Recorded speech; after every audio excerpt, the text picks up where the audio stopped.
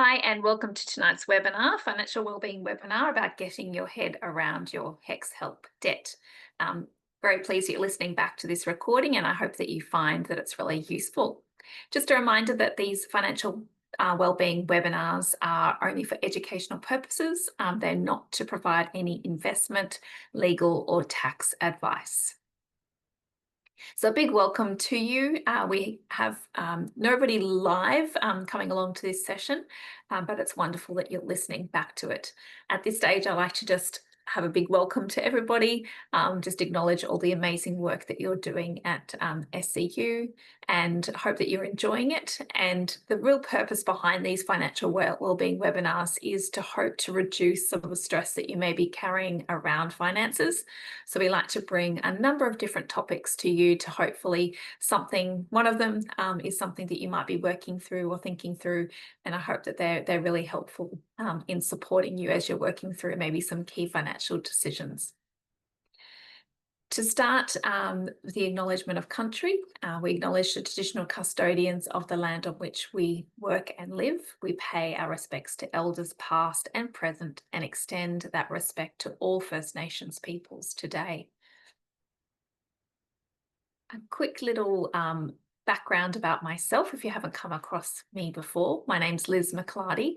I used to be a unit assessor at SCU in the business school, teaching accounting. My area was strategic management accounting and management accounting.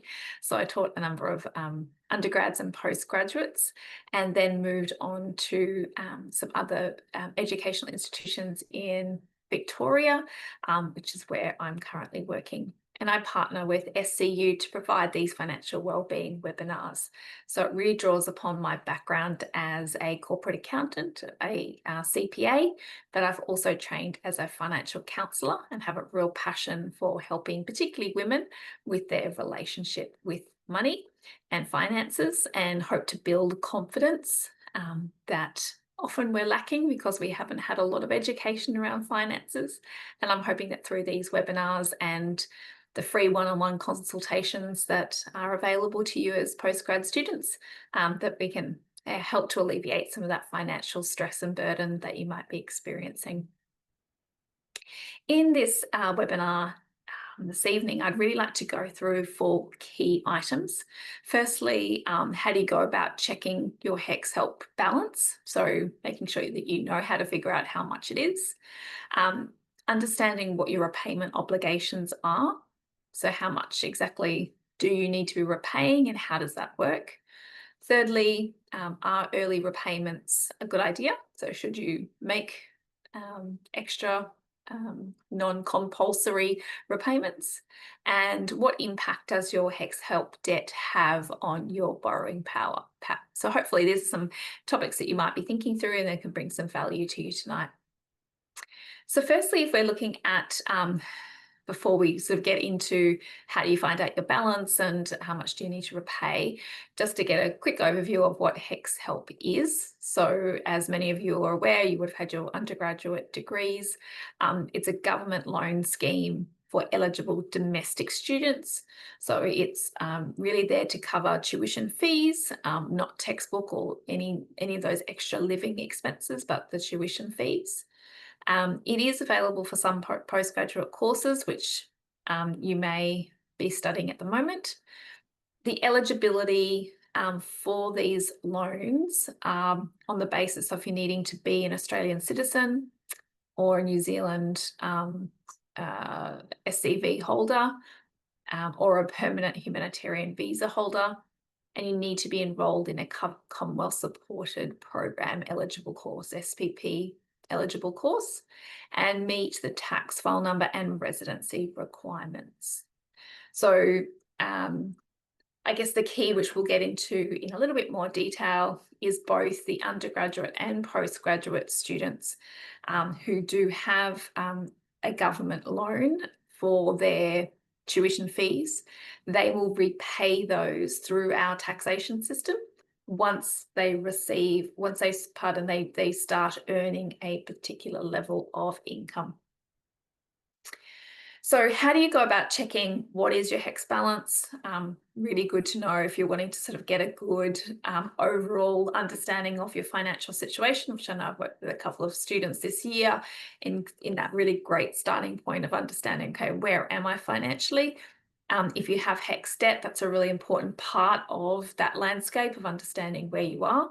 So the best place to go is to jump onto MyGov website. So if you haven't already, which you're likely to have, because this is where you can do your tax returns and access all of your other government supported agencies. So to jump onto MyGov, and you would then go through to your link to follow up to see and view your HELP debt balance. And you then be able to see, you select loan accounts. So I've got a little picture here of where you'll log into, and you'll select loan accounts to see what that balance is. And to give you just a bit of background and understanding, which many of you will be across, but that balance is annually adjusted. So it's adjusted by CPI, Consumer Price Index, so increased. And on the 1st of June, just gone now, the indexation rates, obviously that CPI rate changes from year to year. And this latest year was getting indexed by 3.2%.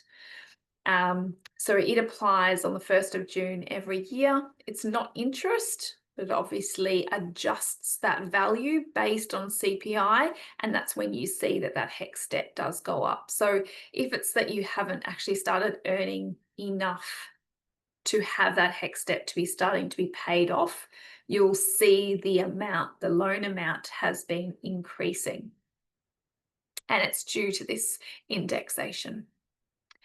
Now, which many of you, again, may be aware of with the recent elections, that there is a new proposed change. So as we speak, they're returning to Parliament and putting this legislation in place. And from what I've read and understand, it's not if, but when. So the understanding is that the government will reduce the loans by 20% on the 1st of June 2025. So it's just that legislation hasn't passed yet. Once it has, so it returned yesterday to Parliament, and we'll need to work through. But once it's legislated, the government will then go back and look at all of the balances of those student loans at the 1st of June 2025, and they'll be reducing them by 1/5 or 20%. So what you'll have to wait and see, there'll be an announcement that will make that official, and then where you'll see that is, as we saw on the slide before, where you get to go in and check through MyGov what your balance is, you'll see that balance will come down.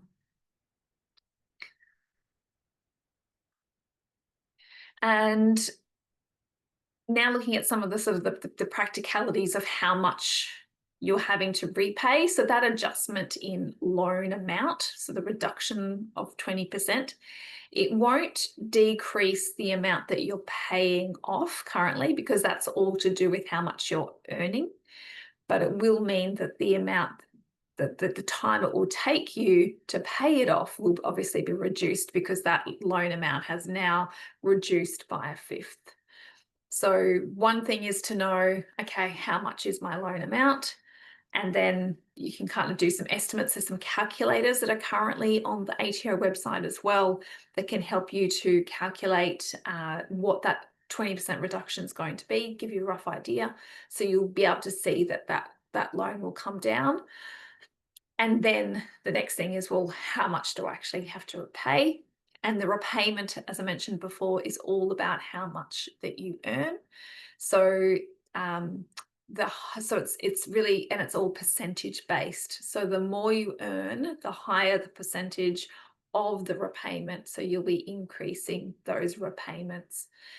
So to give you an example, there's no repayments while your income is below. So for the 2024-2025 year, the one that we've just finished, the threshold was $54,435,000. before tax. So no repayments while your income is lower than that. But if you were to earn over that, that's when you would see the income, the repayments coming out of your income. The threshold's been increased, as you can see, quite significantly now for this next financial year. So giving people a little bit more breathing space. So if you're sitting below that income level, again, you're not needing to pay off that loan just yet. All of the compulsory repayments are automatically calculated via the tax system. So really important when you are working that you, when you fill out all of your tax declaration forms, that you tick the box to say that you do have a HECS debt. If you think you're not sure if you did or you didn't, or perhaps you have been working somewhere and then you started studying and accumulating that, you need to get in touch with your payroll department and let them know that you do have a HECS debt. The key piece there is that the government knows that you do, and it's interconnected at the back. But what that will mean is at the end of a financial year, you'll be hit with one big lump sum, a bill for the HECS repayments that you're due to pay, as opposed to it coming out week by week or fortnightly, whatever the frequency is of your pay.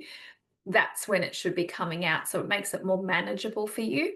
But if you don't do that, you're going to be hit with the bill, one big lump sum at the end of the financial year. So the ATO calculates the total income for the year. When you do your tax return, all of that comes in. So even if you've got a number of jobs, all of that comes in together. And then it will work out from there to make sure that you've actually you've repaid the right amount. So it's based on a percentage of income over the threshold amount. So yeah, really important to have a look at that. And if you kind of look back and perhaps you didn't pay enough or you paid too much, because the worst scenario is that you didn't pay enough, and then then you've got a tax bill, which we never like. So it's then looking at how can you adjust that and manage or plan for that for the next year, so you make sure that you've got that money available to you. So yeah, really important to check this with your employer's payroll department, and that they can then let you know if you've got or given them all the correct information as well. And what you should see when you receive a payslip for your work. This is just an example here. So obviously it's not going to look exactly like this, but what you'll see listed and what you'd be looking for if you know that you're earning over that threshold, and particularly coming into this next financial year where the threshold is 67,000, if you're earning over that, you'll want to see listed here that I've got highlighted in purple is the STSL component. That's what you're looking for, and you want to be seeing amounts coming through there. And you can always go to your payroll department and ask for the breakdown, and get them to show you, to double check it if you're not sure. So that's where you would see it and want to check up on your payslip. Now, coming to our third sort of component of tonight's webinar, thinking about is it a good idea to pay off your HECS debt early, make voluntary contributions above and beyond those compulsory ones. And this is not a one-size-fits-all answer. It really depends on your income, expenses, your goals, and your financial situation, obviously. So it needs to be looked at case by case. And I guess what I could probably provide in terms of giving you information that might feed into a decision is really knowing that those voluntary repayments obviously reduce the debt. So that means that you're paying it off quicker. And it also means that money that you're putting towards that debt may not be going towards other things. And again, it just comes back to what your priorities are. So if you've got other debt, for example, so other consumer debt, I'd done a webinar earlier in the year all around consumer debt, which is very costly, so much higher in terms of having interest rates that are very costly, whereas your HECS debt is just indexed. Channeling money, any extra money towards that consumer debt would overall be a better move to sort of move you towards a position of financial security and wealth, as opposed to just paying off your HECS debt. So if you've got consumer debt, likely a better idea is to be putting any extra towards that. Again, if you've got a home loan, paying off that first before your HECS debt is again. And if you've got other savings or other goals, businesses that you're starting, things like that. So really important to think about what impact that has. So it has a cash flow impact, obviously, because it comes out of your earnings. But what it also means is, which I'll talk about in the next slide, is it also then impacts your borrowing capacity as well. So having a HECS debt does have an impact. It is a cash flow item that needs to be included when you're putting together a loan application and you're demonstrating, how will I pay off this loan? I've got this amount of money coming in and I've got these expenses, and paying off your STSL or your HECS debt loan is one of those expenses that needs to be considered. So if you don't have that changes that picture a little bit as well. So it's just worth thinking about. It is also just worth noting that your HECS-HELP debt is cancelled upon death. So the repayments are only required from the estate if that estate were then to earn income of those thresholds. Again, that makes sense. So just some information there, hopefully, to help feed into this kind of thinking and decision. So now if we have a look at, how does HECS-HELP impact your borrowing power?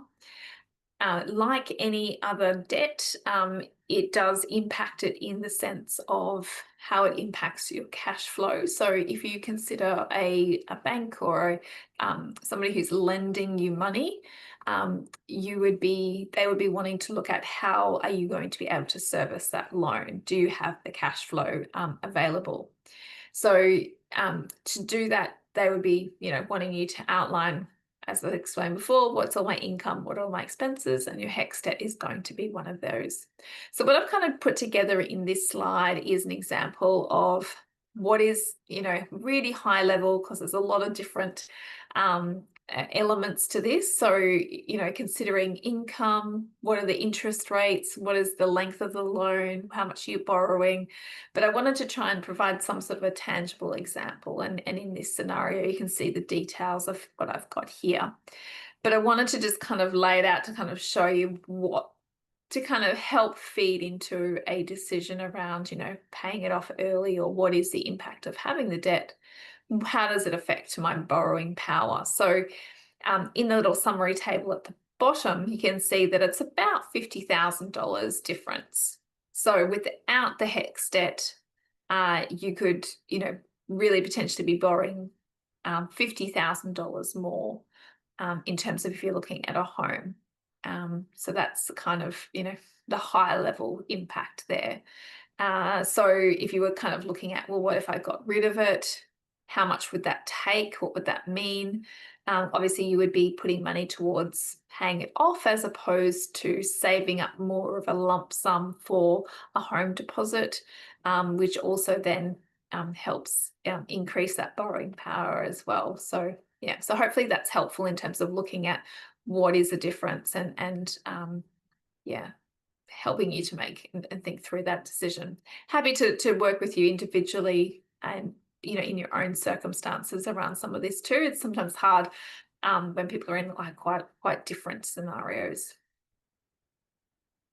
Another great thing to look at and consider if you are looking at home ownership as well, as we're kind of jumping into that, and it is a consideration when we start to think about HECS. That's one of the main things that it impacts. And looking at some of the other alternatives. So what are some of the other helpful avenues and things that are out there? One of them is the First Home Super Saver scheme. So this is really being set up to help give people a bit of a boost in terms of saving up a house deposit amount. And what the system does is it helps you to make voluntary super contributions. So it's a maximum of $15,000 per financial year. And that can be up to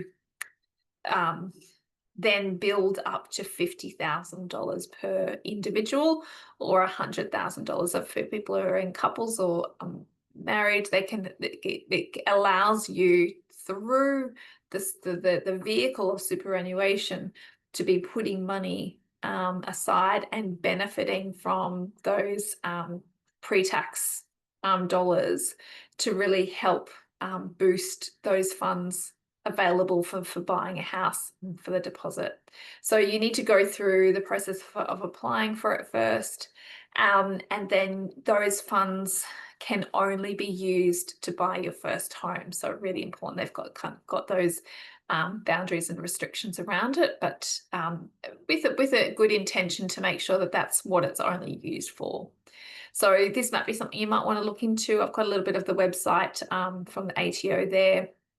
Look it up, so you could consider doing this, so contributing to that scheme rather than paying off your HECS debt. Perhaps this is something that would help you to build up or achieve that goal of home ownership. So it helps you to save for a home deposit using superannuation.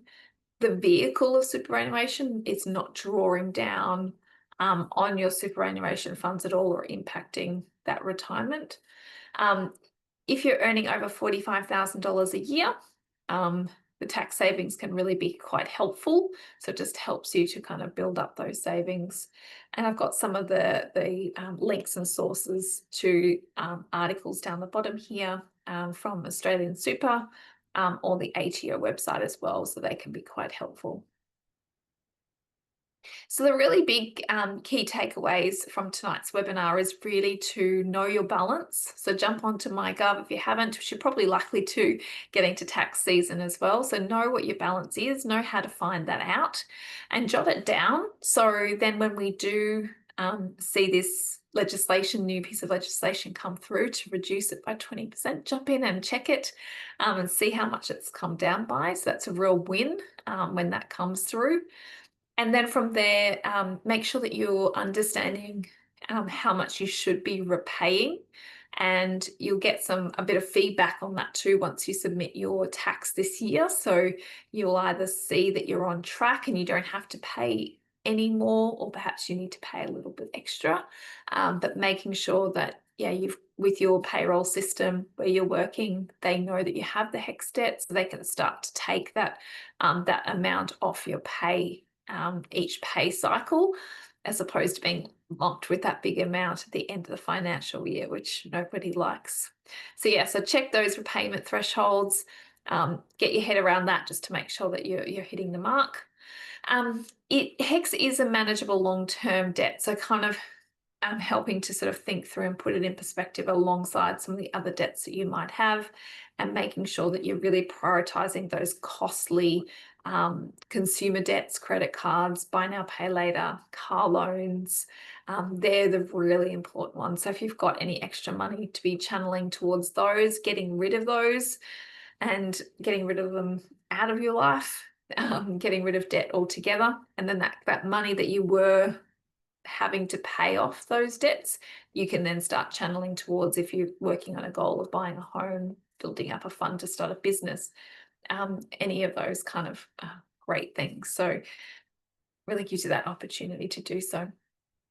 And remember that if HECS is something that's confusing, there's still pieces of the puzzle. I haven't got anyone here tonight to sort of bounce any questions or ideas off of. Often we have students with questions or different scenarios. If you are working through something, know that you're not alone. So I'm certainly here to help you. If you'd like to get in touch with us, we can have some time online and talk through your particular situation scenario. There's also a lot of great resources provided as well. So Study Assist, MyGov, which I've mentioned, and Money Smart as well are all really brilliant resources.